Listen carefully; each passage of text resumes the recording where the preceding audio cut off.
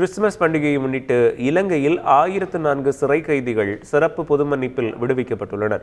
நாடு முழுவதும் உள்ள 29 சிறைச்சாலைகளிலிருந்து 989 ஆண்களும் 15 பெண்களுக்கும் பொது மன்னிப்பு அளிக்கப்பட்டுள்ளதாக சிறைத்துறை செய்தி தொடர்பாளர் காமினி பி செனரத் தெரிவித்துள்ளார். அதன்படி யாழ்ப்பாணம் சிறைச்சாலையிலிருந்து 16 கைதிகள் விடுதலை செய்யப்பட்டனர்.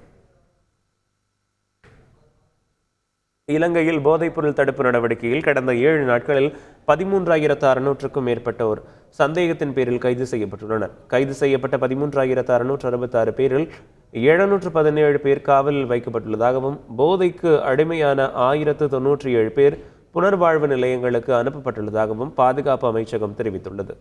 முல்லைத்தீவு மாவட்டத்தில் மேற்கொண்ட சோதனைகளில் ஹெராயின், கஞ்சா, சாராயம் ஆகியவை பறிமுதல் செய்யப்பட்டுள்ளதாகவும் தெரிவிக்கப்பட்டுள்ளது.